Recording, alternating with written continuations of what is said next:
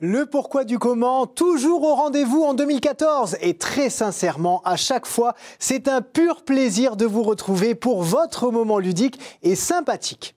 Bon, bien sûr, je ne peux pas décemment commencer cette émission avant de vous avoir souhaité une excellente année. Que tous vos désirs et projets les plus fous se réalisent. Continuez de répandre la joie et l'amour autour de vous. Et surtout, soyez heureux, c'est tout ce que je vous souhaite.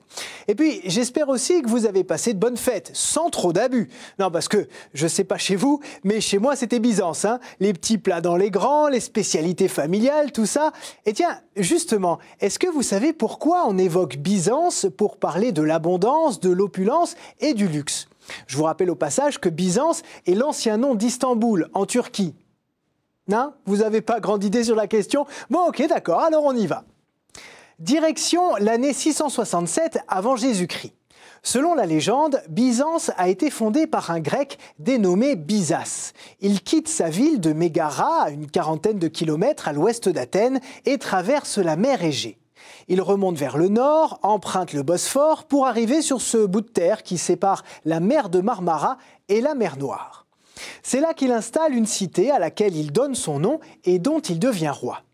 Grâce à sa position stratégique qui permet l'essor du commerce maritime, Byzance rayonne pendant sa période grecque. C'est une ville prospère qui produit des grains et des fruits en grande quantité, mais aussi du cuir, du miel et de la cire qui partent pour la Grèce en échange d'huile et de vin. Mais cette situation géographique entre deux mers attise les jalousies et Byzance est régulièrement attaquée et pillée. Au 5e siècle avant Jésus-Christ, les deux puissances rivales, Athènes et Sparte, se disputent son contrôle. Et puis la ville est rasée par l'empereur romain Septime Sévère à la suite d'une guerre civile assez atroce à la fin du 2e siècle avant Jésus-Christ. Et ça, ce sont deux exemples parmi tant d'autres.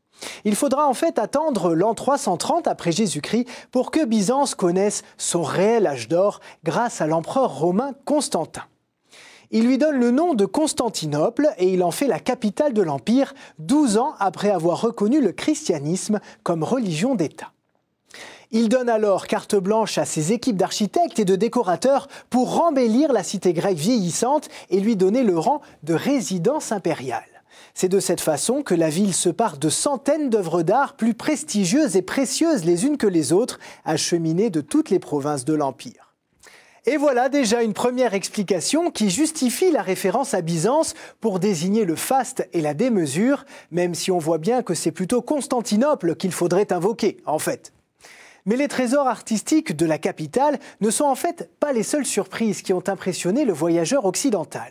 Il faut également se tourner vers la liturgie chrétienne orientale. À partir du IVe siècle, le cérémonial est particulièrement riche. On ne traite pas Dieu moins bien que l'empereur, et l'empereur est très bien traité. Du coup, rien n'est trop beau. Icônes confectionnées avec des feuilles d'or, tuniques, écharpes ou ceintures des prêtres brodées et ornées de représentations réalisées de façon très fine, entre autres.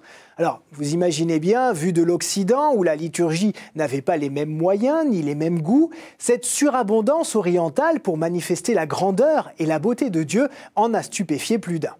D'ailleurs, nos églises sœurs de l'Orient chrétien ont gardé une part de cet esprit encore aujourd'hui. Et sans que l'on sache vraiment à quelle époque, l'expression s'est popularisée en France grâce à une pièce de théâtre itinérante dans laquelle un des acteurs déclamait « Quel luxe, quel stupre, mais c'est Byzance !» Et voilà comment elle s'est répandue et a perduré jusqu'à aujourd'hui. Ça y est, c'est fini mes amis, enfin... Fini. Pas tout à fait en fait, parce que figurez-vous que j'ai trouvé une autre expression qui évoque Byzance et je vous propose de la découvrir dès la semaine prochaine. Merci de nous avoir suivis et une fois de plus, excellente année 2014 à tous. À très bientôt sur KTO. Ciao.